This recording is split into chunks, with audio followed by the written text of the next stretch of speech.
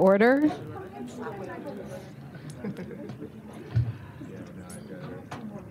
Okay. So we will skip the approval of the minutes due to lack of quorum and begin with my report. So good evening and welcome to tonight's meeting of the New York City Voter Assistance Advisory Committee. I would like to extend a special welcome to our newest committee member, Okwudiri Onyedum. Welcome. Thank you to everyone who has joined us here at the New York City Campaign Finance Board office. In just a moment, we'll dive into a discussion on early voting and other election reforms that could help improve access to the ballot box for New Yorkers.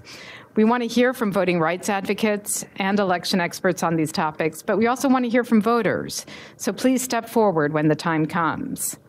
This is our first meeting since the public advocate special election was held in late February. A little more than 400,000 New Yorkers, or 9% of registered voters, cast a ballot in this election. While 9% turnout may not sound like something worth celebrating, it is notable for a one-off special election called in January, held in the dead of winter, and for an office that many New Yorkers knew little to nothing about. I think it's safe to say that the turnout figure was a mild and welcome surprise to most observers. This was the first time since the creation of the board that New York City has held a special election for a citywide office, and it certainly posed new challenges. Through its NYC Votes campaign, the board played a significant role in providing educational materials about the office and informing the public about the candidates on the ballot. We published an online and video voter guide, including profiles for each of the candidates on the ballot. We ran paid advertisements on social media and streaming services to promote that guide. We engaged with voters on social media, answering questions and sharing information. We organized 2 televised debates, and our volunteers called nearly 2,000 voters in the days before the election. Looking forward, we'll do it all over again, twice, in fact, in the coming months. On May 14th, there will be a special election to fill the 45th City Council seat in Brooklyn that was vacated by the new public advocate, Jumaane Williams. And on June 25th, there will be a primary election for public advocate, Queens County District Attorney, Council District 45, and other offices. Next week, we'll join Democracy NYC, the mayor's office, and the Department of Education in celebrating Student Voter Registration Day with voter registration drives in high schools throughout New York City. Please continue to follow NYC Votes on social media and sign up for our election alert emails to stay informed about every New York City election as we get closer to the next one. And with that, I will turn to the CFB's Acting Director of Voter Assistance, Sabrina Castillo, for her report. Before I give a report, I think Eric has some notes to share on behalf of Amy as well. Sure. That's okay. Thanks. So I am Eric Friedman. I am Assistant Executive Director for Public Affairs at CFB, and just a few kind of agency notes to share with everyone. Naomi mentioned the special election for public advocate in February. In addition to, I think, being kind of interesting kind of engagement by voters, it was the first election held under the new rules for the campaign finance system that were enacted by the voters last November. Which increased the match from 6-1 to 8-1 and expanded the amount of public funds available to candidates.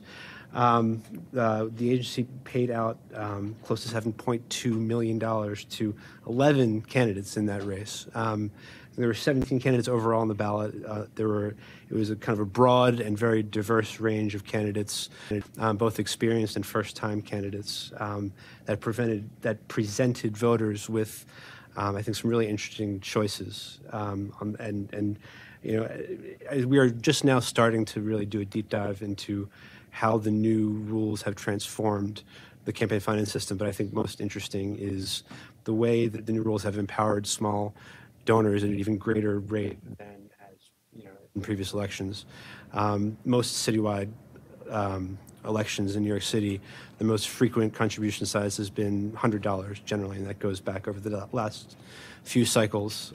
In this race for public advocate, in the special, the most frequent contribution size was $10. And I don't know that it's possible to overstate the transformative nature of these new rules. We are looking forward to 2021 under this new set of rules that the council actually may take a few steps further. They'll be hearing in a couple of weeks to further increase and enhance the Public Matching Funds program that we'll be testifying on April 15th. So that we'll be discussing those issues a little bit further then. Just a couple of other things to add to what Naomi said. In a few weeks, at the end of April, we will be publishing the Voter Assistance Annual Report. And this year's report will be a thorough analysis of voter activity and turnout in the 2018 midterm elections in New York City, which I think everybody remembers were we saw an incredible spike in voter interest, voter engagement, really all across the city. I'm not going to talk too much about it because we have the next time we're together is in June for our public hearing to discuss the report. But I especially want to thank Katie Garrity, who's here from our Public Affairs Unit, Gina Chung from our Communications Unit, who've putting in a lot of work on this report, and we are excited to share it with you at the end of this month. And with that, I will turn to Sabrina. Hi, good evening. Thank you for having us. We're just going to give a quick update so we can get started on a conversation on early voting around Local Law 6 and what Department of Corrections is doing. And I'll have Matthew, our engagement coordinator, who manages the Local Law 29 mandate. Good evening, everyone. Earlier this year, the New York City Council passed Local Law 6, which required the Department of Correction to provide certain materials for anyone who is exiting the custody of the Department of Correction. And the materials they have provided looks similar to this. It's a really nice looking brochure that was created originally by our agency. Just pass it down. Oh. Sorry. This is the one that was created by our agency. And the booklet that you see basically contains details for anyone who was formerly incarcerated, on probation or on parole, as to what their voting rights are. It's not my turn, but this is really terrific. This is really for some other work that I'm involved in, actually 2 other things that I'm involved in. This is brilliant. How can we get more copies of this, please? So we just produced those, and we're actually going to be printing them, and they'll be provided online. So you can email me directly, and we can talk about the need. We're also looking into possible translations for this, as some of the agencies have requested it. And DOC has now just adapted it, put their logo, and we'll start distributing them and working with Matthew on an outreach plan for that.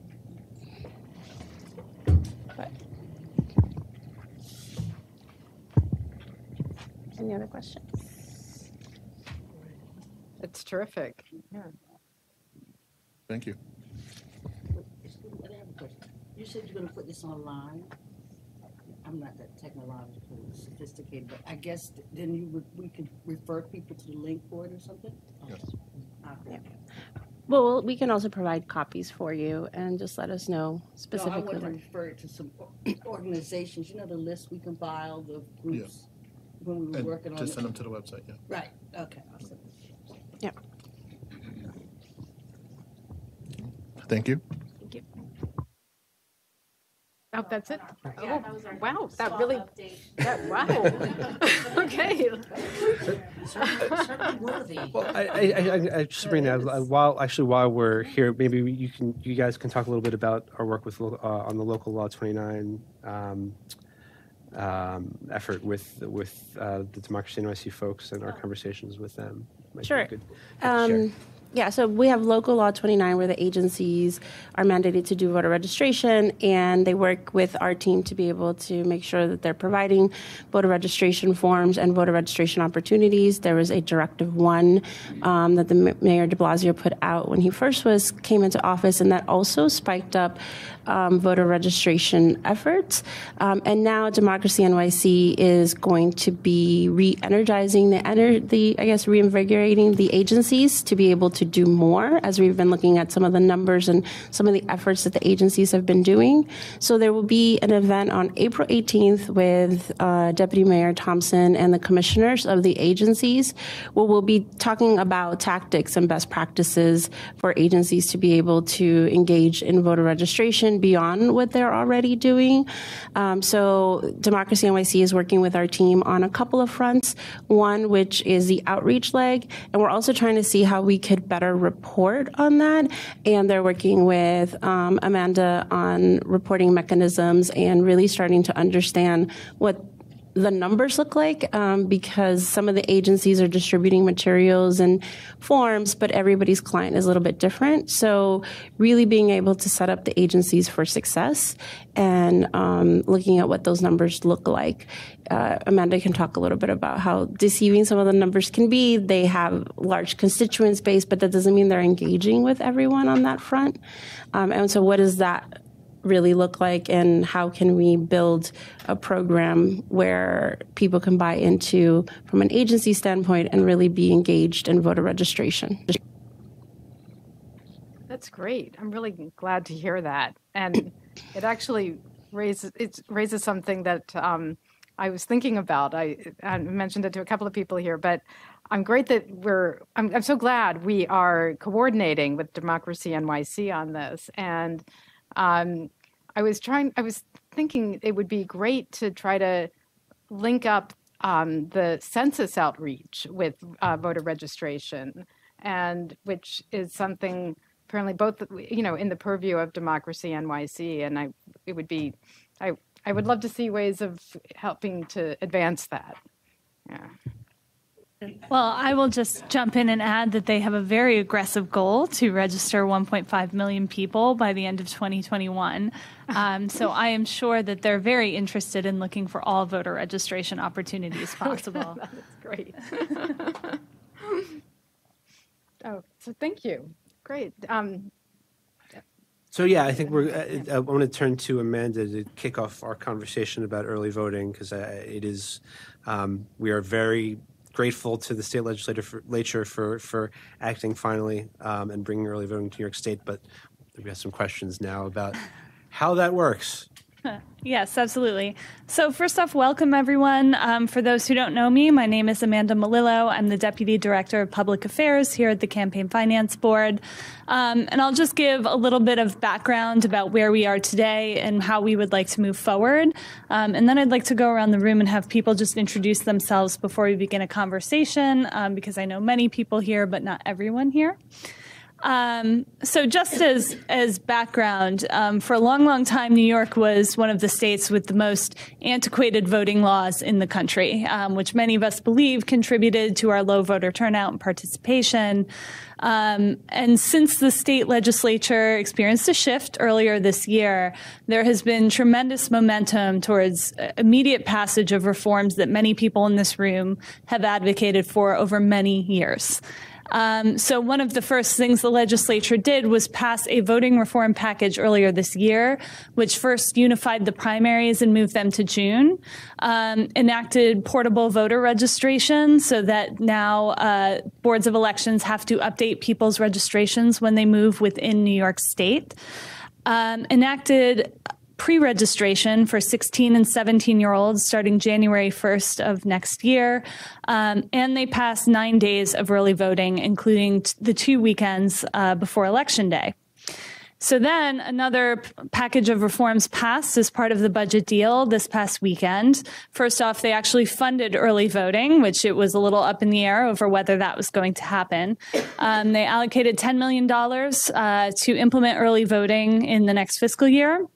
They added $15 million for electronic poll books, which is something a lot of us have been asking for a long time, to move away from a paper-based system. And they passed online voter registration to require the State Board of Elections to build an online voter registration platform for the entire state.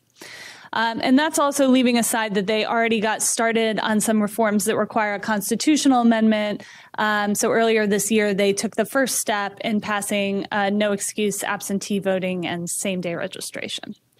So these are very exciting times for many people who have been voting reform advocates for many years.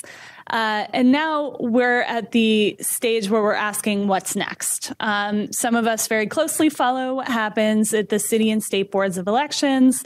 And I think that there are a lot of questions for how this is going to be implemented, particularly in New York City, where we have some unique challenges just due to the sheer number of voters, with over 4.5 million on the rolls, and in particular challenges in how to implement early voting, especially. The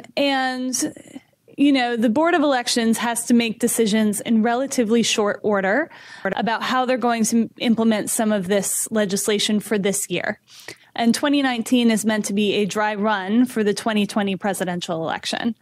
So I know a lot of people in this room have been doing some thinking about what is it we need to see as part of implementation. What are concerns that we have?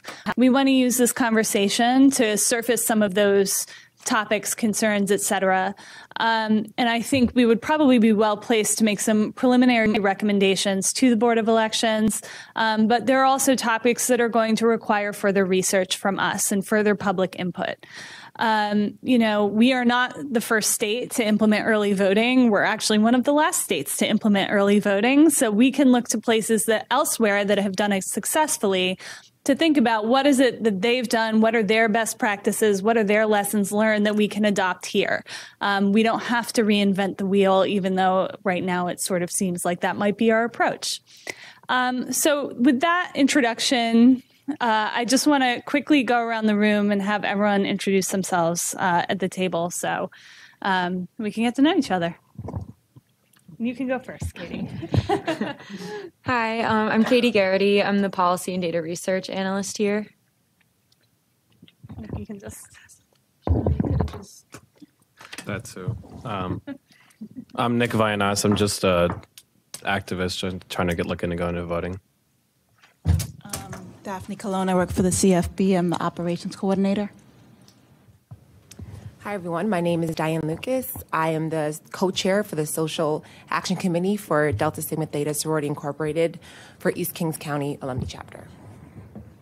Hello, everyone. My name is Lisa Lewis, and I am the co-chair of Social Action along with Diane Lucas. Hi, everyone. My name is Jonathan. I'm with the Minkwon Center for Community Action. We're a community organization in Flushing, Queens, and we also lead a coalition called APA Voice. Stands for Voting and Organizing to Increase Civic Engagement. It's a coalition of 19 APA organizations in New York City, and we do get out the vote work and election work. Hi, I'm Rachel Bloom. I'm the Director of Public Policy and Programs at Citizens Union. I also sit on the steering committee of Let New York Vote, as well as on the steering committee of New York Counts 2020, the statewide census organization. So if you have questions about the census, I'm also working on that. I'm Kate Doran. Thank you very much for inviting me. I am with the League of Women Voters. I'm their election specialist in the city, and I'm working hard with our state league people to develop the policies and the recommendations for our many members throughout the state in connection with how do we lobby our legislators to implement early voting. Hi, I'm Jared Berg. I'm a lawyer and the former statewide voter protection director for one of the two major political parties. You can guess which one.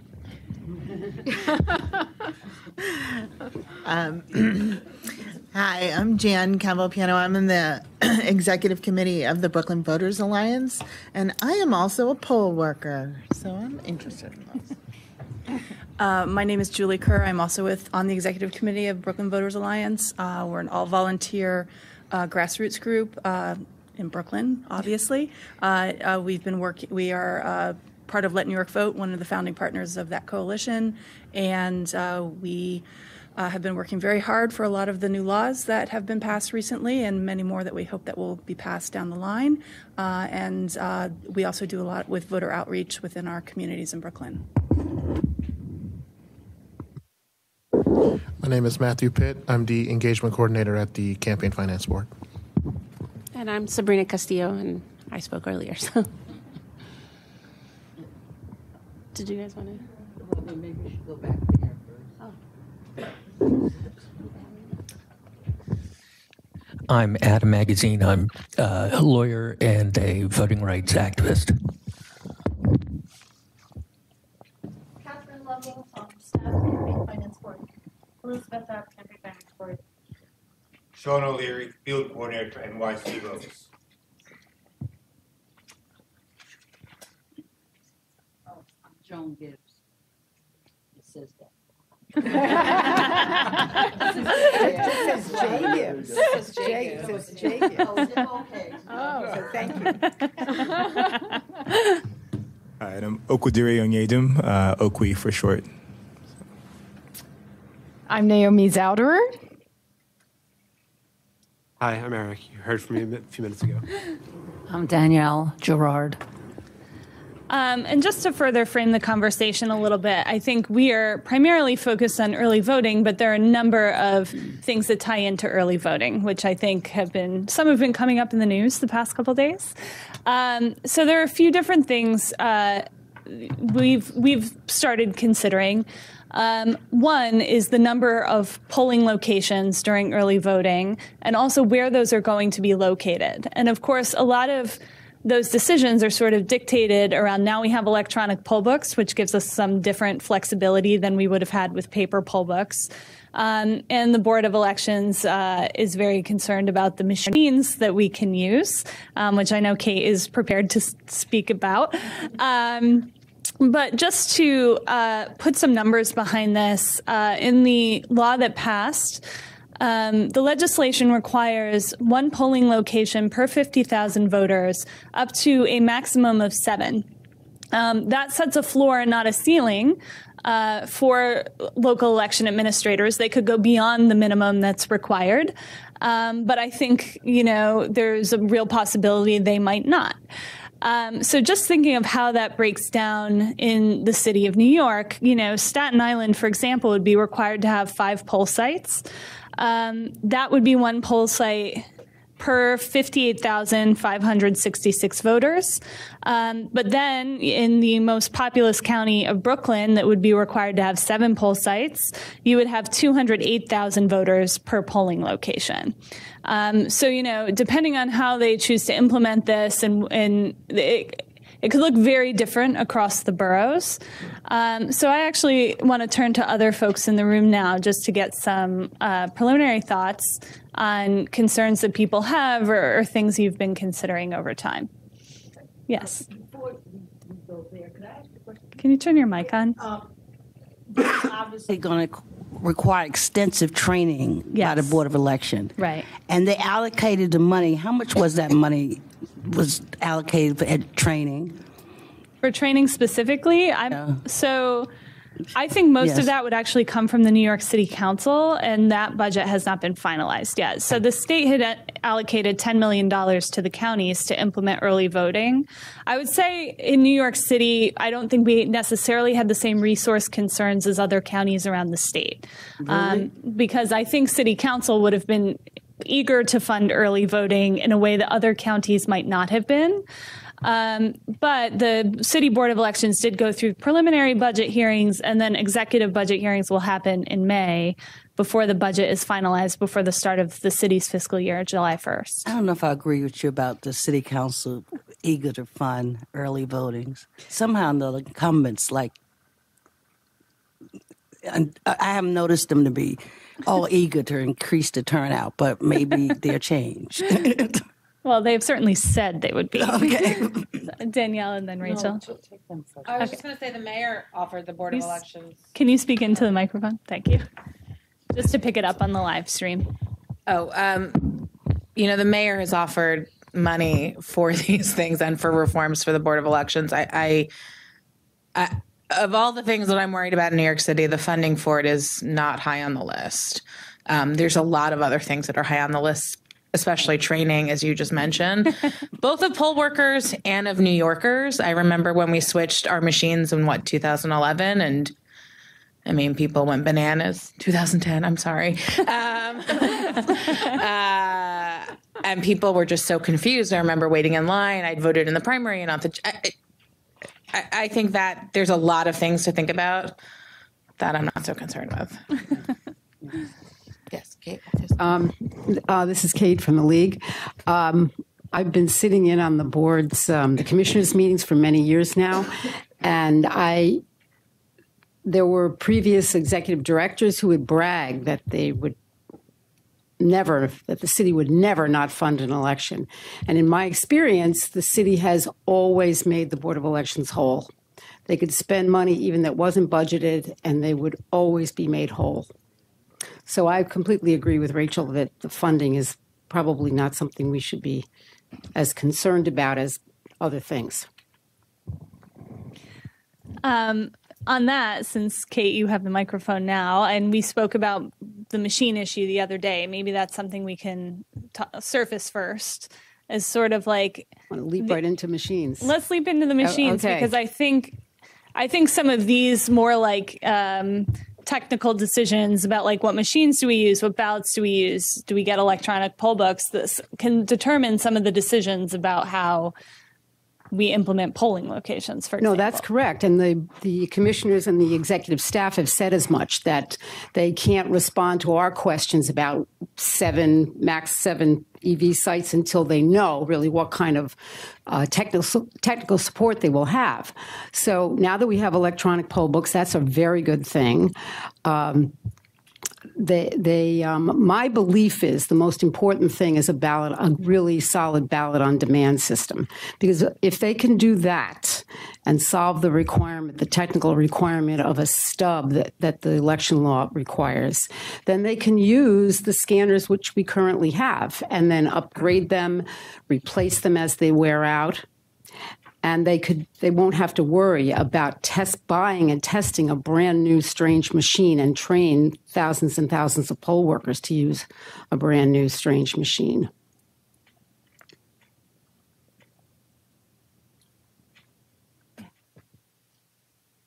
So I'm glad we don't have to worry about the funding, because I'm worried about some other things. One is, it sounds like we're going to use a new technology, but base it on the old way of doing things. If we have electronic poll books, why don't we just set up polling sites outside as many major subway stations as we can? Because why would it matter anymore if I have to go to the school on 109th Street to vote if the poll book is electronic? So that's my first question, is how is this going to roll out? Are you going to have to go to the same school or wherever you went before to vote? Or won't it matter and it can be really convenient for you, and then you have the subway stop? So that's one question. The other question I have, and I've been looking at the Board of Election website just to be able to talk about it at this meeting, and I CC'd Naomi on something this morning. It is utterly inscrutable. Utterly. You can't find anything on there that you want, and so that I wanted to find. And so that I think that one of the first things that really needs to be done is to have the entire Board of Election website overhauled by a web designer who understands the kind of information people need. For example, if you want to change your party registration to vote in the presidential election, you need to do so a year and 25 days earlier. And in order to figure that out from the Board of Election website, there's way too much work to do. And I have an advanced degree and practice law, and it just takes too much time. So I think one of the things that would help streamline voting, as long as we don't have a funding issue, is to have the Board of Election website function.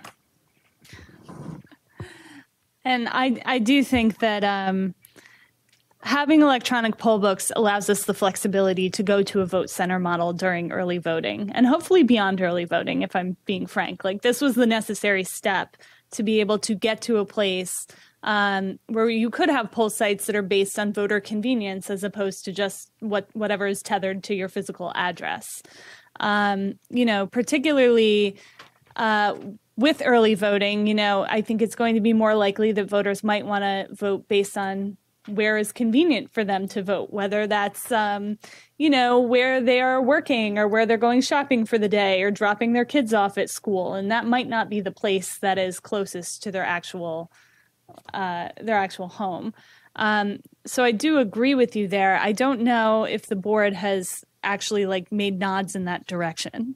They may sometime down the road, but they've made it very clear that in this dry run rollout year, if they end up with only 7 early voting sites in a populous borough like Brooklyn or Queens, you as a voter will be directed to a certain early voting site. So if you live in Astoria but you work in Flushing, you're still going to you're going to be directed to an early voting site that's not where you work. Right, and if that's the case, then the link should be front and center on the Board of Election website. I guess for every single thing that we in this room want to have happen to make this rollout as smooth as possible, it should be 100% clear. I don't know if that involves subway advertising, but the Board of Election has to step up and do this now, and they can't do it they can't waste a lot of time doing it. They just have to make it happen. Right. I would recommend that you rely on agencies that are not the Board of Elections to be doing as much of this as you can.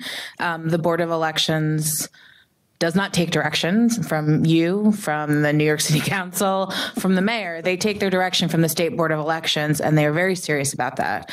And that's a conversation for another day. But if we are serious, and we should be thinking about NYC votes. We should be thinking about the chief democracy officer in their office. We should be thinking about your website, thinking about, and yes, the obvious thing if you're a voter is you go to the Board of Elections website to find out information about how to vote in the city in which you live.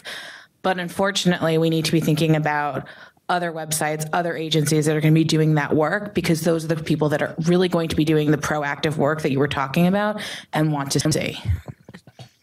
I have a question. Are you saying that to the exclusion of, for example, there's a representative of the Board of Election that's supposed to be on the committee, but you would say that we shouldn't even bother writing to them and make these recommendations? Oh, no, you should. You should, absolutely, because there's an election component in the early voting law. Okay. I think it's very broad. Okay. But there is a requirement in the early voting law that the board educate voters. And they do. The other thing that's really important to say right now is they have a requirement to designate the early voting sites by May 1st. This May 1st? Correct. Okay. But they're being very cagey, very close to the vest. They're not saying whether it's going to be 7 or more, because as Amanda pointed out, that's just the floor. They could always do more, but they're not saying what they're doing. But they will. Jan and then yeah. Yeah. I just wanted to follow up about the trying to make it easier for voters, which is, I hope, everyone's goal in the endpoint. Kate mentioned that the board had just started looking at ballot on demand, and that's what you would need for something like that to work. We have way too many election districts in this city in order for someone to do that. And because we have these antiquated laws that they're trying to deal with, it's probably going to be like a rolling change of one thing at a time. So maybe this year it's only the e-poll book and it's not ballot on demand. I hope it's ballot on demand, because otherwise it will be a nightmare for everyone trying to vote. And so I do think part of what we need to advocate for is a more holistic view of how can we help voters. And I agree with Rachel that the Board of Elections does not take that tack. So it's fantastic that New York City Votes does that and doing everything it can to help voters. And I want to second, the more that New York City Votes can help people figure out where their poll site is, how they do early voting, what they need for that, is what we will need, because I don't think we can count on the Board of Elections. I just wanted to add that one layer of complexity that I think the city will deal with that the rest of the state won't have is that there are 5 counties in the city under one board. That's a layer of confusion and lack of convenience for any voter who works in a different county than they live in that other jurisdictions will not have to deal with. So that might require future legislation. In the near term, I think it requires some very clear education. Sorry, that's a complexity that as regards polling sites or? So during the early vote period, they'll either partition the county and send certain voters to certain sites, or any voter in a given county can vote at any early vote site, or some combination. But for New York City in particular, with only one board, voter is a voter of the city, but under the early vote law, where they're allowed to vote is by county currently. And this might be a place where, in a city of 1 million or more, as the legislature writes laws related to New York City only, that might be a place to depart given the nature of a 5-county board. Yeah, and I believe there are places in election law where it says, like, everywhere else in the state by county except New York City, and then it's by city. But this is an instance, like, for example, I live in Brooklyn, I work in Manhattan, I'm going to have to vote in Brooklyn, even if this borough might be more convenient to me during the day. Right. And as someone who works here, you know that, but I don't think any New Yorkers are going to go into this with that expectation. They're going to expect that convenient means convenient, New York City voter means New York City voter, and an early vote location means an early vote location. So it's a layer of complexity we in the city have to grapple with.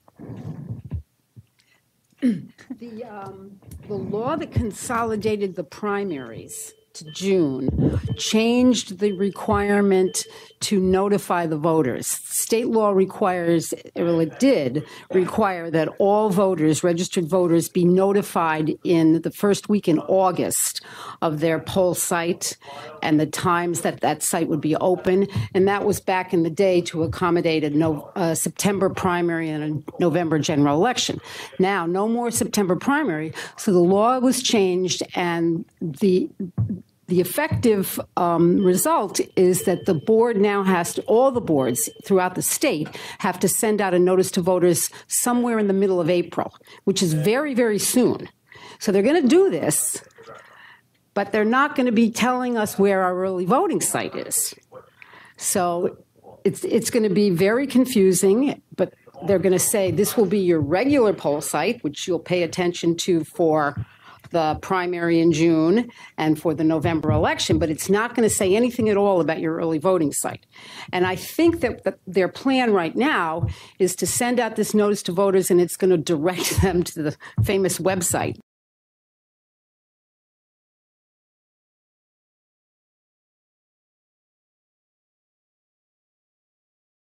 And it's now. So you raise, I mean, this is the issue. New York City Votes is wonderful, and more people know about it because of the stickers and other reasons. But I think you're right.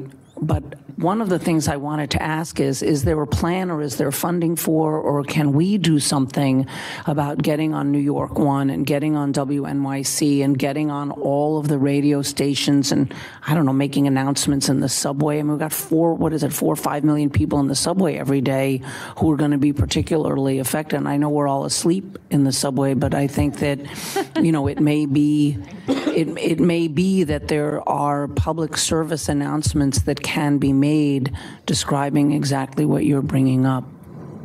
So I would say a couple things in response to that. First of all, we will have to mail every voter in New York City a voter guide for this general election because there will be questions on the ballot. What we began to do in the 2017 election was to print voters' poll sites on the cover of the voter guide. So I think there is a possibility if every voter has a designated early voting location that they have to go to, we could look into doing that as well. And we are already discussing ways to make it crystal clear to voters, certainly on that platform, because it reaches the most people, to educate voters as much as we can. And I think we've already begun discussing other ways to sort of get the word out. Particularly, our thinking is potentially focusing on those super voters who always vote and would be most likely to vote early, and try to help use the super voters to help get the word out to other people. Because we're not even sure that, first of all, in an off-year election, that people are really going to be voting in high numbers. But second of all, will people even be aware that early voting is available to them now when it never was before? So these are the things we're beginning to grapple with. And I think this conversation is really helpful for us to surface some things, such as the notices going out before poll sites are designated. Correct. Because that will require some additional public education. Yes. Thank you for what you just said. My point was going to be exactly that people have to be educated first that early voting is even available. Right. So that's going to be the biggest draw. And with the presidential primary coming up sometime in the spring of 2020, where the turnout will be even bigger, you've got a chance to kind of the super voters who always show up in November to really engage them, but then continuing that education for April or whatever date ends up being the New York presidential primary as well. Sorry, I was a bit late. Turn on your mic, Eddie. Thank you. Sorry, I was a few minutes late. I don't know if this was covered, but has any funding been allocated in terms of providing awareness for the early voting that was discussed prior to being here? Funding was allocated for the poll sites themselves, but I think funding has not yet been allocated for voter education around it. Is that fair to say? We're going through the city budgeting process now. So executive budget hearings happen in May, and the budget is finalized in June for the July 1st fiscal year start. So a lot of those conversations are ongoing, I think. And I think the council, city council, is actually holding an oversight hearing on April 30th to ask the Board of Elections questions about how they will be implementing early voting. And then I'm sure they will be asked those questions again in the executive budget hearing. So yeah, this is very much ongoing. Thank you. Yes. I had a related question as to whether New York City votes will be providing funding to community groups to help with outreach. As Rachel pointed out, definitely think relying on community organizations and groups is the key.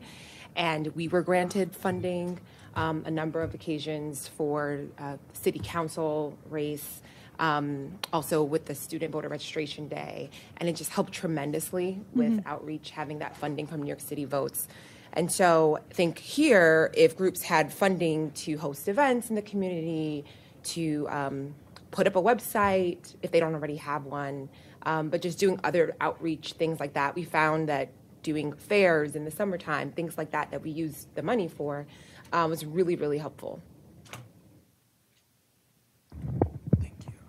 And if I could add to that, as working APA Voice, where all of our organizations represent so many different ethnicities and ethnic groups in New York City with so many different languages, the education component will really need to be there in order to, for our organizations to be able to educate the community members about the opportunity for early voting, which is going to be so big for our community members who are often are unable to make the day of voting, or they're out of the country at the time. These are things that happen that are raised when we do get out the vote. And so definitely interested about how funding for translations or materials and resources to be able to do that education. Yeah, I echo that concern. Yes. And then you.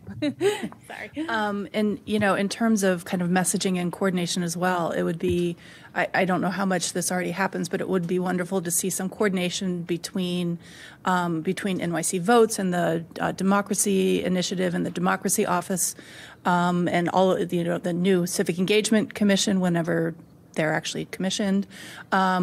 Just for consistent messaging throughout the city, coordination on kind of timing when the messaging goes out so that there's kind of a consistent rollout of the information and consistent education going around as well, so that everybody's not dumping the same information at the same time, or that the messaging could be confusing to some people. Absolutely. I think one of the things that needs to be emphasized to the Board of Elections in choosing the exact locations is that they can't just look at a street map, that they need to talk to experts on traffic, talk to the MTA, talk to people like that, because these are not going to be in walking distance for everybody. So choosing the locations judiciously based on subway patterns, especially on weekends, is going to be really important, because we don't want to have people have to either go out of their way to take lines that are not going to be running, or to have to take a cab to go vote. I think another thing they should do, not only that, they should look at, I guess a demographer could do this, popular sites. Like, for example, I understand that the Target at Barclays is a major Target in the area. So I would guess that assumes that thousands of people must go there on the weekend. And it's also conveniently located to all the trains that go to Brooklyn. I agree with that, and I would just add that it seems like the Board of Elections so far has been fairly fixated on sites they typically use for polling locations, such as schools. That is something that comes up a lot at meetings, the challenges of using schools during early voting. But in other states, they use sort of non-traditional locations in private businesses or transit centers, and places that are heavily trafficked and convenient for people to go during the day. So, yeah. Yeah, and I know other states have figured this out, but one thing I just want to throw out at everyone is about security. How can we secure all the machines? How can we secure the ballots? How can we secure everything that's going to that? So that Target is my Target. That's where I live. And if there's a space within there that they could lock down, that they could have security presence or something. And I do believe that is a consideration that the Board of Elections is trying to do, which is why schools don't work, because if you're going to have 9 days of early voting, how are you going to keep all these machines locked up in a room that you're forcing a school that probably has too many kids to not use for 9 days? So I think this year, as we pressure test all of these things, that in the future we can really make better suggestions and sort of more long-term planning, because as Kate is pointing out, there's not enough time really. It's fantastic to do it this year, so we're not trying to do it next year, but pretty much in November, in December this year, we're going to have to start planning for every single election to make this better. The board was required by the 15th of March to designate all the poll sites that they plan to use, which they did do, and it's probably somewhere retrievable from their website. The early voting sites, and we had it in hard copy a couple of weeks ago. I have a very big hard copy. That, you do? You have it? Okay. But the point is that the early voting sites are going to be a subset of that group that they've already selected. Right. And they did do things like Yankee Stadium in the Bronx and huge coliseums and big armories and that sort of thing, because they don't know exactly what they're going to do. But they had to designate all the sites by the 15th, and by May 1st, they're supposed to tell us which ones are going to be used for early voting. And I would add as well that they can, not part of that list is they can designate kind of private sites as well. Absolutely, those places are part of the site. Those sites are not on the list, but the list that they approved on March 15th were the as of right sites. Right. Because the other thing they are really looking towards is square footage as well. the floor for Brooklyn is 7 voting sites. I think, based on population, it could, the per 50,000, it could be closer to 30 based on the number of registered voters in Brooklyn. I think it's pretty safe to say they're not going to have 30 early voting sites in Brooklyn. So they need to have spaces that can potentially accommodate several thousand voters a day. Danielle and then Jarrett. No, I was just going to ask, what about staffing? I mean, the amount of money that poll workers make now is minuscule, and how are they going to, A, find enough poll workers, and B, keep them working for 9 days? I mean, it seems to me this also requires a great deal of forethought. And are the hours going to be the same from 6? No. Okay. What are the hours? 8 a day. Oh, 8 hours a day, and then at least 2 of the weekdays have to have evening hours, but no more. But it would be 8 hours per each voting day. The beginning point is. Yeah, I don't think they worked out.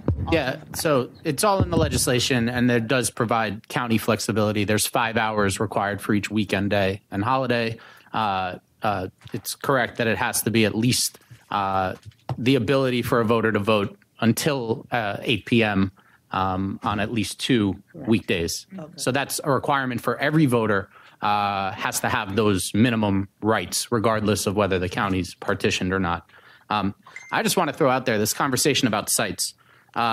With that 50,000 standard, the Bronx, pound for pound, should be entitled to 17. Kings should have 33. New York County should have 24. Queens should have 26. Richmond should have 7. That just based on every full increment of 50,000. So the people of this city will be underserved if we have if we have anything less than that. I want to add a caveat there that sites are not all created equal. So the Barclays Center, if that's a super site and it's very well resourced, and transportation advocates point out that, some giant percentage of Brooklyn residents pass through certain areas. So it's not just a question of specific numbers of sites, it's the quality of these sites, the locations, and how they're resourced. And the last thing I want to add is the city of Chicago, I believe, had somewhere between 50 and 55 sites during the midterm. So these don't have to be giant square foot places, they need to be convenient and well-resourced given the circumstances. So that's 3 times you said well-resourced, and I mean, I think that's the problem, or it's going to be a huge part of the problem, and training everybody and paying them enough, and what are the shifts going to be? And we can't even agree to do 2, whatever it is. We can't even split 6 to 9. Yeah, I also think it's a learning curve for everyone at this table, and all New Yorkers and all staff we are all under a trauma of what it's like to experience a poorly resourced election day. So just putting that out there, that there will be a trickle in a year like 2019 for many of these sites in some of those early vote days during many of the hours, especially in a year where there's not much on the ballot. So a given site might not actually need more than 2 Ds and 2 Rs necessarily at any given point, just based on what the election law requires. That's very different than when you tell millions of people you have 1 day to vote, 1 place to do it, and the fate of the free world's on the ballot. So just putting it out there that not all these sites are created equal, not every location. We need thoughtful answers to these questions as local as we can get. And I would agree, perhaps in a year like 2019, when we expect lower turnout, that's why this year is an effective testing year. While voters will be underserved in comparison to other counties, it might not be the same situation as in a presidential year when we expect much higher turnout. And I think we would definitely need more than the minimum number of sites. So that's certainly something to consider, is looking at turnout patterns and sort of projecting out. The one thing I would say is, to your comment about us all being under the trauma of a poorly run election day, what they experience in other states, because they get to not just have 1 day to put on a massive election, they get to, first of all, spread voters out across days, so you don't have the same crush at poll sites in most places. And also they get to sort of troubleshoot problems as they arise. I mean, imagine if in the 2018 midterm, we had known about the problems with the perforated ballot and machine jams before Election Day. And perhaps that would have looked very different. So I think absolutely these are things that are going to come up as we dry run. I also just want to follow up about the training for poll workers. And speaking as a poll worker, that has been a need. It's a very long day. It's a very stressful day when people are coming to vote. And I think this year it's going to be really difficult. It's going to be a change for everyone. And it's not that I don't think there isn't a way to do this, but that also needs to be taken into consideration. Generally speaking, for poll worker training, it's 4 hours. That's not enough. We don't even do hands-on training, and so it gets better every year that you do poll working, but every time something changes, that throws all that experience that you have out the window. I'm not sure what New York City votes can do about that, but I do think more training, more hands-on training, especially this year when we're going to have e-poll books and potentially ballot on demand, to make that be a change. Because, as you said, that's like the point of service, the poll worker. And the Board of Elections admits it's difficult to get good poll workers. We were talking to them about how many people could they have over early voting and Election Day itself, which they still have to staff. Mm-hmm. So I do think there are things that need to get changed this year, and I would advocate training be one of them.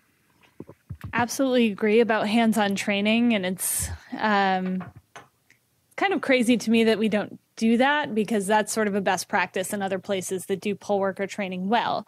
You actually run poll workers through different scenarios that arise at the poll site, talk about how to handle different problems, and it's not just sitting in a room being lectured at or something along those lines. Is there budgeting for an increase in poll workers for early voting? I don't know the answer to that, actually, because I think that's something the Board of Elections will ask for as part of its annual budget. They'll have to figure out, okay, how many poll workers are we going to need to service the poll sites that we're going to set up, and then how much will that cost? So we would have to look into that and follow up.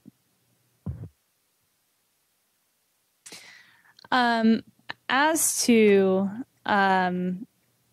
I think one of the questions I want to throw out to the room, it sounds to me like there's some preference for ballot on demand technology and like using the scanners that we have now. And there's, I think, some discussion of like, do we depart to different technology or do we use the technology we have? So if we were to make recommendations to the Board of Elections, like, is it a ballot on demand system that we should be asking for? And of course, that would require the State Board of Elections to actually give clearance for a ballot on demand system. Is there an alternative to a ballot on demand system? Like, what would it look like with 7 sites?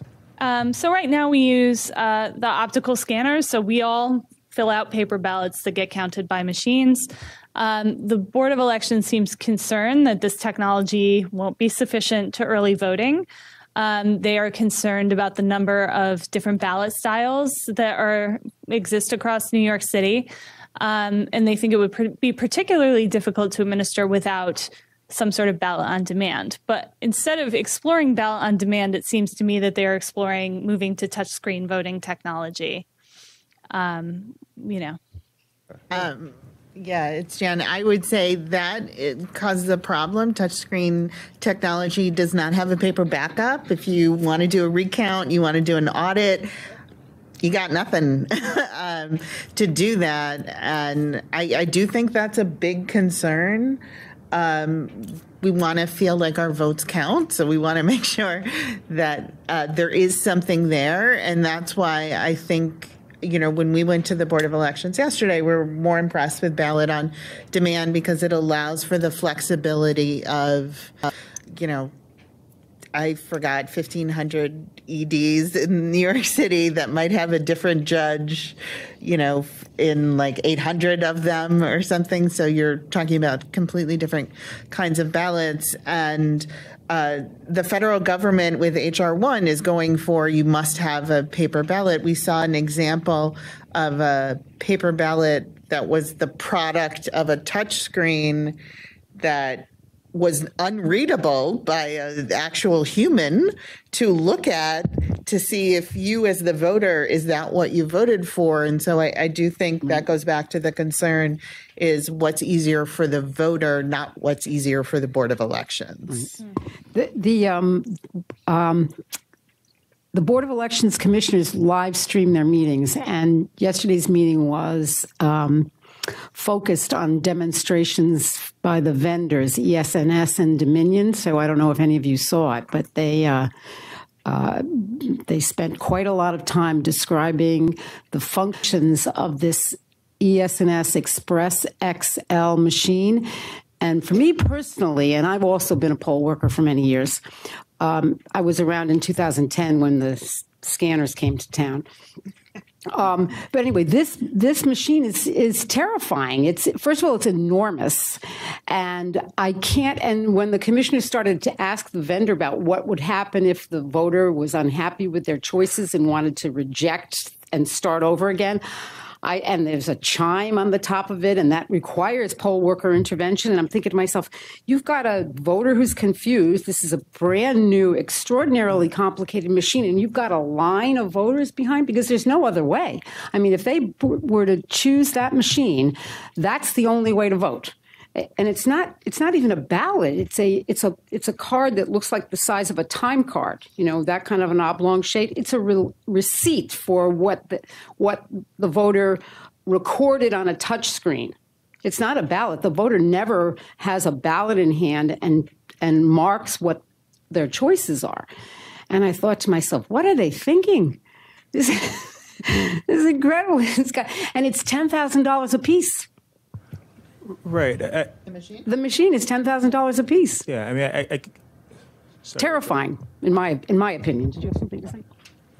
I was just going to say that it's going to be significantly more expensive to have those machines than to use sort of just update what we already have, and seconding like already early voting, all these changes, and then having these new machines as well. New Yorkers could barely handle moving to a Scantron in 2010. And we were voting on machines that were 60 years old, 70 years old. So, and I think that the Board of Elections is also using this as an opportunity to buy, to say, we need these new machines. We don't. Our machines are 9 years old. They can handle early voting. They can handle, the machines that we have now can handle if we need to move after this charter. There's a possibility we might have ranked choice voting. The machines we have can handle that as well. There's no need. And it would just be an excessive headache. Yeah, if we're saying ballot on demand, and I think that's what we're saying is cheaper and easier and it's going to require less training, what is the argument for touchscreens? Like, who is making that argument? It's a wonderful question. That's a wonderful question. I'm going to take a guess that it's the companies that make the machines, because one of the things we need to keep in mind is I think there's 2, maybe 3 companies in the whole United States that make these machines, and they just want to sell them. So I'm not sure on this one I'm going to blame the board, but I mean, I just feel like there's a lot of pressure for people to use. You might be aware that last week, Michael Ryan and Dawn Sandow wrote a letter to the New York State Board of Elections and asked for a waiver of certification to buy those machines. Well, Michael Ryan is the member of the Board of Election who sits on this board, and it seems to me that one of the things we might want to consider is sending him a letter after this meeting, if that's possible, to list, just bullet the top 10 concerns that the community has brought to us. And that's what you just said I didn't know about, and I appreciate you sharing it, and it doesn't sound good. No. Yeah, I think that's an excellent idea. I would also add about these Express XL machines, they're not used in very many places, and there are security concerns around them. But there's also a timing issue besides poll worker training and understanding how they work and the voter training. there's a jurisdiction in Kansas that uses the machine, and the time it takes the voter, an individual voter, to actually go through the process and cast their vote is pretty significantly increased, and it resulted in massive lines in Kansas. And you can only imagine what those lines would look like in New York City. I mean, that's one thing I was noting earlier today, is that when you use touchscreen technology as opposed to an optical scanner, you need more machines per poll site. Because with optical scanners, what you need to really provide to voters are more privacy booths so that lines don't form there. But it's relatively quick to scan ballots through the optical scanner itself. Whereas if voters are voting on a touchscreen machine, that holds up the actual voting process. That's where lines form. And states that use touchscreen technology have to provide more machines per poll site to serve fewer voters than optical scanners. So, it's $10,000 per one machine, and then we would need more machines than we have right now. And it doesn't solve the technological problem of the electronic poll book. That's a separate piece of equipment. Right. So the only thing that it would do, I imagine the board might argue, is it eliminates the need for the ballot marking device, because it will produce the ballot in many languages and presumably in any large size type you would need.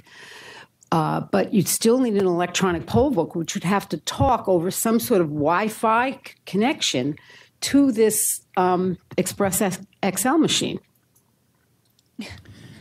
And I would add too that Jan described the printout on the card that you get that is very difficult to read.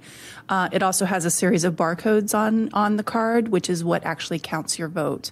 So you're trusting that the barcode is actually being coordinated with the vote that you're counting as well. And we hear from voters at our meetings, they're concerned their votes don't count now when they're physically voting on ballots and sending them through the machine. So it's interesting. I'm sorry, did you have something else to say? I just wanted to follow up about the ability to have those cards and use them for recount. We have seen a lot more elections, even here in New York City, that have come down to very few votes. And so I do think recounts and audits are in our future, and planning for that now is very important. And that's why I would encourage to have a paper ballot, a ballot on demand system that could handle recounts easier, that could handle the audits better, because you would have this paper ballot that actually the voter touched and handled and made the decision on themselves. For a future piece, I agree that companies are probably pushing, this is the latest bright, shiny new, buy it kind of thing. But as Jared pointed out, New York City is the largest city in the country. There's a lot of things that happen here that just magnify anything that might happen in another city. And so I think trying to plan for the future, how many voters are we going to have once we register 1.5 million? How are we going to handle it? Can we handle lines where there is no privacy booth? You just go vote on a touchscreen. I think these are things that we really have to consider. All right. Does anyone else have anything to raise? Because I think we have a lot of things to consider now. A lot of things about, first of all, physical location of poll sites and how those are going to be implemented, as well as the technology that's in use. And I think what we're going to do is go back and sort of recap these concerns. And I think there are areas for further research. For example, we know that there are optical scanner machines being used for early voting in other states that have been for a long time. And we should be talking to those states to figure out how they get it done. Sorry, Jarrett. Well, since it was asked for, suggested recommendations, I think there's a danger in this partition thing since we're new at this, New York. I'd hate to see a scenario where the partition thing is intended so that counties don't have hardship. There's a few scenarios if they don't adopt e-poll books, right? or if they can't figure out how to deal with all the different ballot types, that they could split the county up based on voters and certain sites. What I'd hate to see is 10 years from now, we are stuck in this mold of, hey, we have early voting and there's all these sites, but you're stuck limited to one site or two sites, but not the other 5 or 10 or 20. That just ratchets up the confusion. So I think our recommendation needs to be, nobody ever thought New York City would only have 7. So that was never really on the table, just to put that out there for everybody here.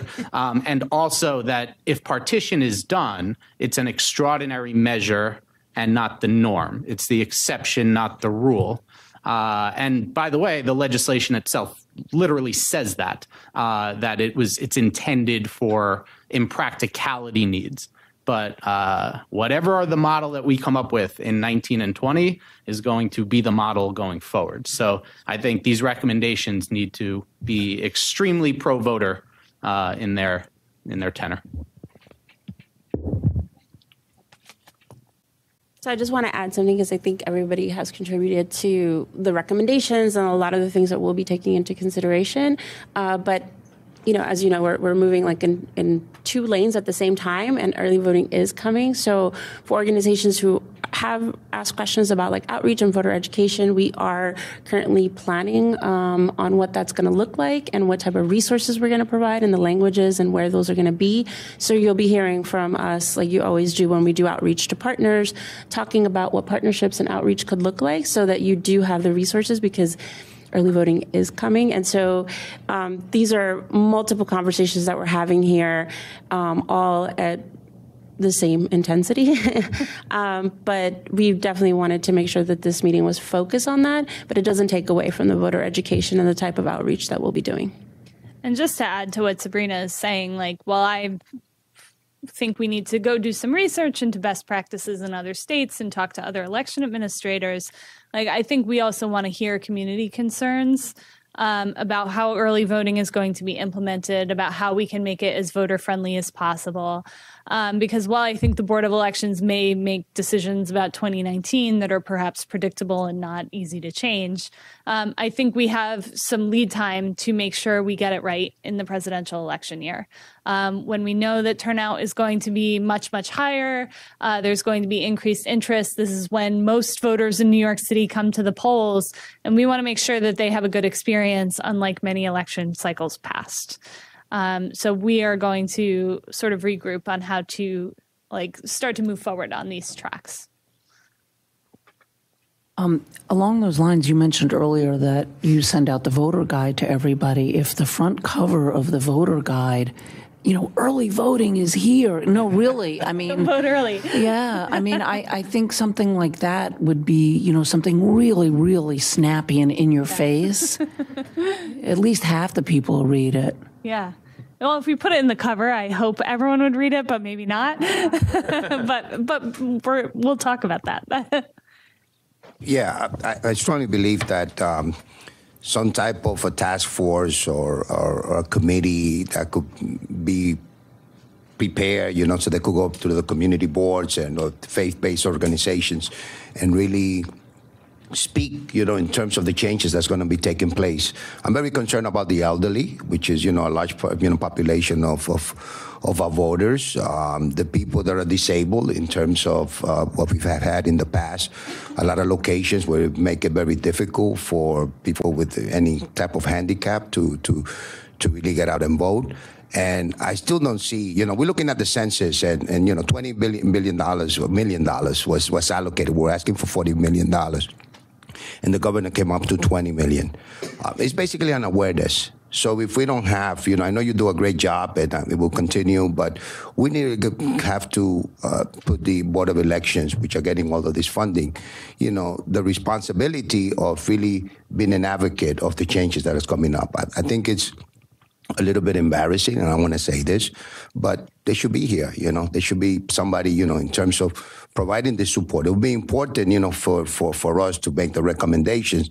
And as, what's been said here, we don't know what has been the experience in terms of using all this technology, bringing in new machines, bringing in this new concept. People, if we have the worst, state in terms of getting people to come out and vote, and we have processed, all this programs, early voting, for the last 5, 6, 7 years we've been advocating. I mean, I'm concerned about absentee ballots, where people will be sending that because they will not be able to get to those poll sites depending on locations, in areas where it's very difficult for transportation to have the accessibility. So, that's what I wanted to say.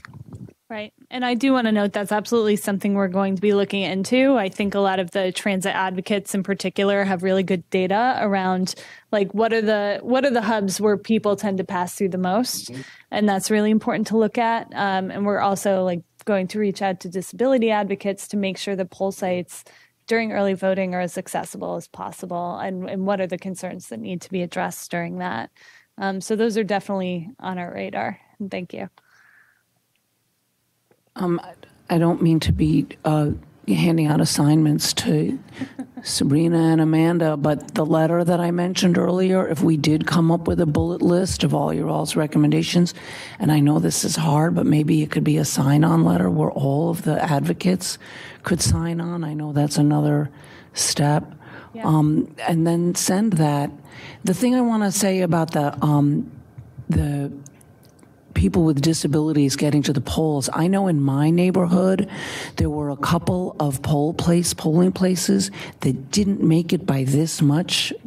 And then all of the elderly people and the disabled people in the neighborhood had to walk 5 blocks farther than they used to be able to do to go into the polling place that was right near them. So I think, some of that we have to be a little bit judicious about.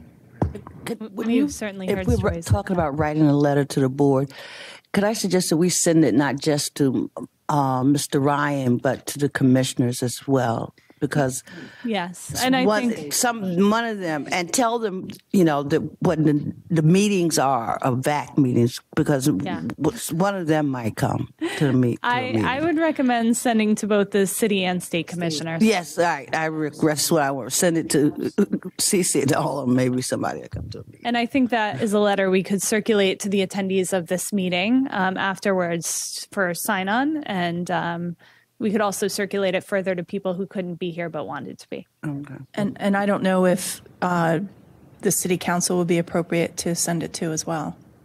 I think so. And they might be interested in signing on as well. Right. I mean, depending on how this shakes out. Great.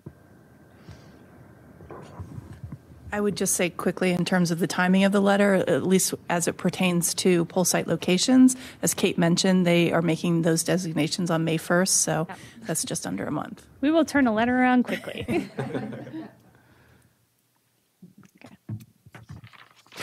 I just want to thank everybody for coming and participating in what's been a really thoughtful discussion. We've covered a lot of ground tonight, but this is really only just the start of this conversation, and I think the suggestion of sending a letter, I think, it provides us a nice way to move this conversation forward. So I thank you for that, and again, thanks to everybody for.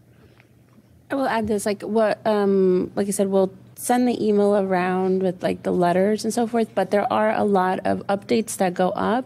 So we'll work with Amanda to do for you to sign on to a listserv where we can be constantly updating and to making sure that you're being informed of any new updates. While some of it might be like one-on-one with us, I think we get a lot of general information from the same places you get, or you send us stuff and then other groups maybe not get them.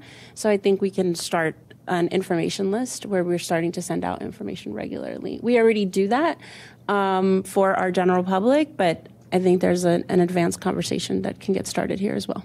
Absolutely. Right. Yeah. Are we about to adjourn the meeting? I think we need to ask for if there's public testimony. Yeah. Because I wanted to make an announcement. Okay. So, this has been a really rich and fruitful discussion, and I'm excited about getting this letter out soon. Okay. So is anyone present interested in giving public testimony? Okay. Please. Anyone else? Okay. Please, go ahead. No, please. Okay, great. Please. Hello again. My name is Lisa Lewis. I am the Social Action Co-Chair along with Diane Lucas of the East Kings County Alumni Chapter of Delta Sigma Theta Sorority Incorporated. We thank you for the opportunity to provide remarks today. For over 106 years, Delta Sigma Theta has tirelessly advocated for the improvement of economic, educational, and health programs in communities nationally and internationally. Our organization has long recognized that voting is a fundamental right and is committed to enabling others to exercise this right in every election. Our chapter, East Kings County Alumni, serves eastern and southern portions of Brooklyn, including Ocean Hill, Brownsville, Bushwick, Highland Park, Cypress Hills, East New York, New Lots, Spring Creek, Starlight City, Williamsburg, Coney Island, Sheepshead Bay, and Canarsie. Our chapter hosted a series of nonpartisan community candidate forums to promote voter turnout and a more informed electorate over the last year and a half. In 2017, East Kings County was awarded $1,500 competitive grant from the NYC Campaign Finance Board to host a community candidate forum in the 43rd Congressional District, which includes Bay Ridge, Dyker Heights, Bensonhurst, and Bath Beach in Brooklyn. The forum was held on September 7, 2017 at the Brooklyn Public Library. In addition, East Kings County sponsored candidate forums in Brownsville with community partners. In August and September of 2017, East Kings County hosted 2 forums in the 41st District for the City Council election. On September 10, 2018, East Kings County alumni co-hosted a forum for the 20th Senate District election, which includes Brownsville, Crown Heights, East Flatbush, Gowanus, Park Slope, Prospect Heights, Lefferts Gardens, South Slope, and Sunset Park. Lastly, on June 30th, 2019, we hosted a forum for the New York City Public Advocate Special Election in Brownsville.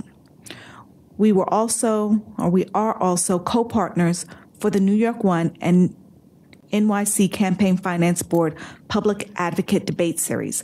The first debate, which aired on February 6th, and the second one on February 20th. All of these forums and debates were live streamed on social media. These forums provided residents with an opportunity to hear from candidates about their plans for addressing some of the community's most pressing needs and concerns. They were a great opportunity to promote voter education and provide a broader platform for candidates.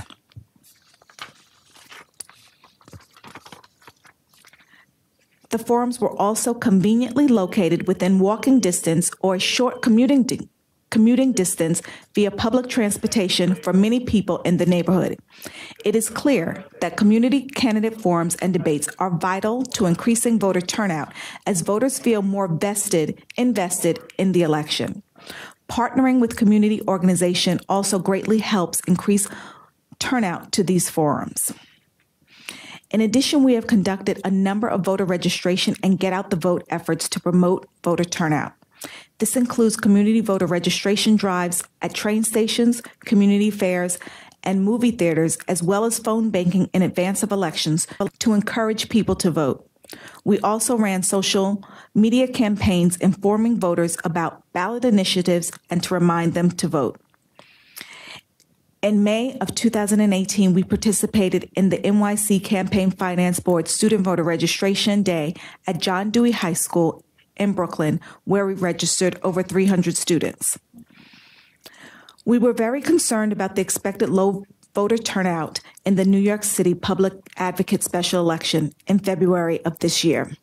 We know that history shows that special elections elicit very low turnouts, and this race was particularly vulnerable to that as it was in the winter and for an office that is unfamiliar to many New Yorkers. East Kings County Alumni Chapter worked to address some of these concerns. As discussed earlier, we hosted a public advocate community candidate forum, promoted the New York One public candidate debates, and conducted phone banking. Lastly, we want to address some of the reoccurring issues we have seen at the polls and during our voter registration get out the vote efforts. Some of our members have complained about issues with poll workers' instructions to voters. For example, many poll workers did not instruct voters to turn over the ballot to be sure to completely fill it out when voting. There have also been complaints about the lack of privacy at poll sites, particularly with poll workers not providing voters privacy when they're scanning their ballots. Our members have also complained about the font size on the ballots being too small and making it particularly difficult for senior citizen voters to read them.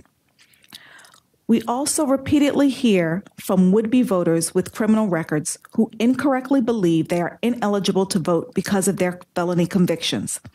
Further, many parolees are unaware of changes in executive law permitting most parolees to vote. We have made efforts to provide voting rights information to the formerly incarcerated community, but recognize there is much more work to do in that area that would help increase voter turnout. Thank you again for the opportunity to provide remarks today. We look forward to partnership with the New York City Campaign Finance Board to help increase voter turnout and provide voter education. Thank you. Well, good evening. Thank you for the opportunity to invite Dominicanos USA to be part of this important VAAC hearing. I'd just like to say I have prepared a few of points. Could you introduce yourself? Yes, I'm please? sorry. My name is Eddie Quester. I am the Executive Director of Dominicanos USA.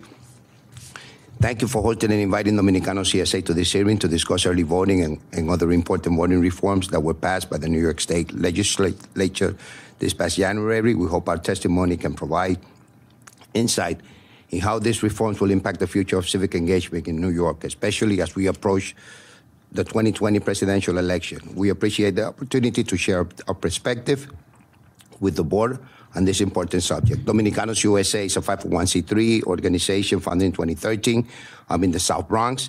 Since our inception, our goal has been to register, educate, and mobilize Dominican Americans and others that will come in contact to vote.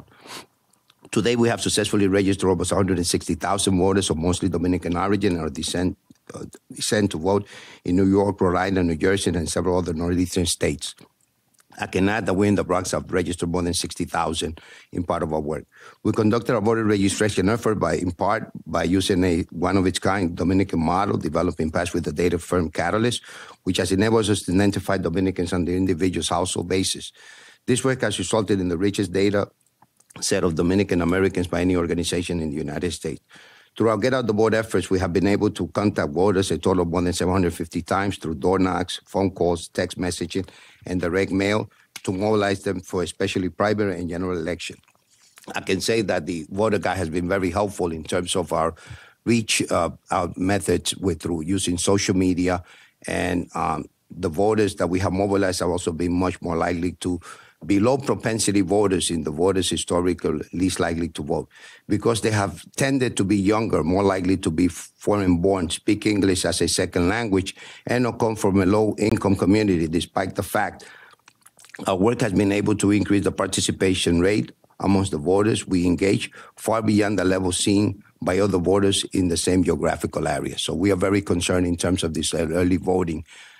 And after achieving success with registering, educating, and mobilizing our community to vote, we have expanded our scope of work, including with the DUSA Citizenship Program we launched in 2016.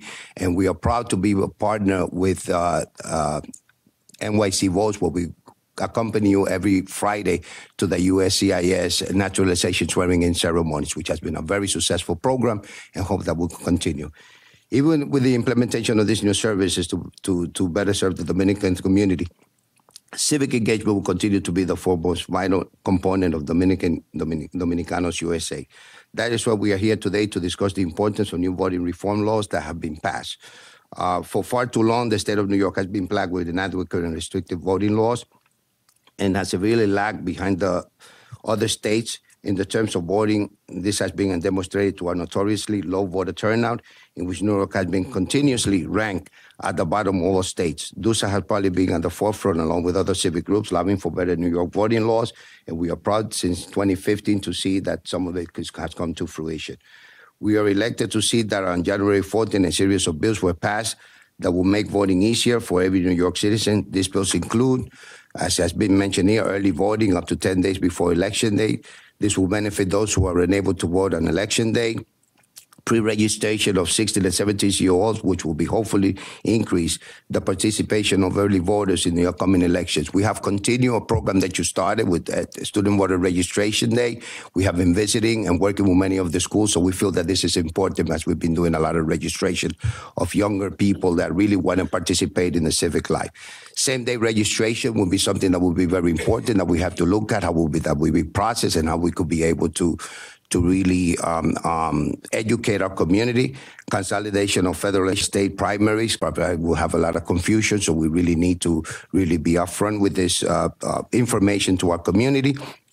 Portable voter registration, which allows voters who move within the same state to have the registration information updated so that they can vote on election day at the new poll site. I think it's something that's very important. And no excuses absentee voting, which allow voters to request an absentee ballot without requiring that they vote state, that the vote states a reason.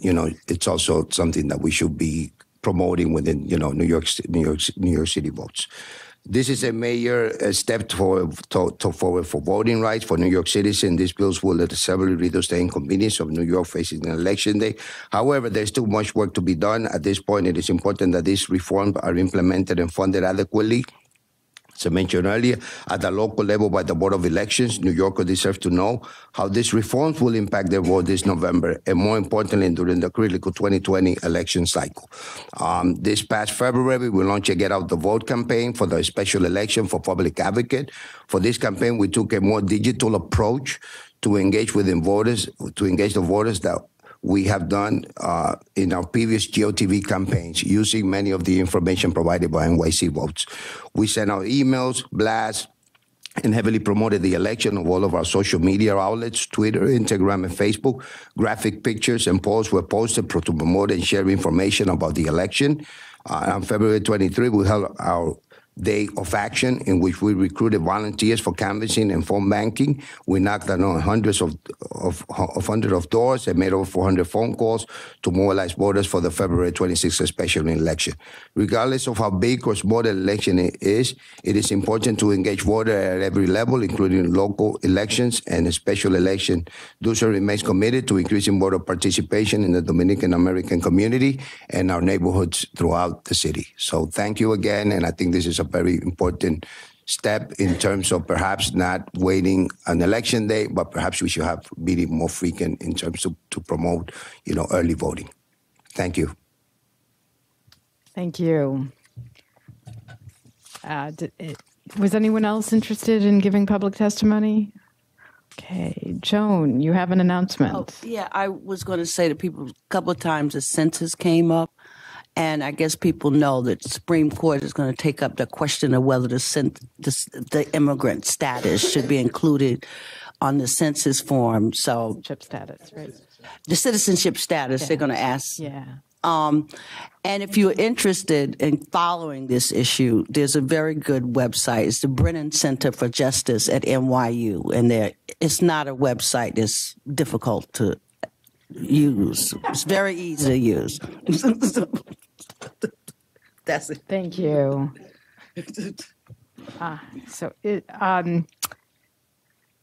Seeing as there's no other business, is there a motion to adjourn? Yes. All right. So thank you. We're adjourned. Thank you very much for coming. This was a wonderful meeting. Thank you. Oh,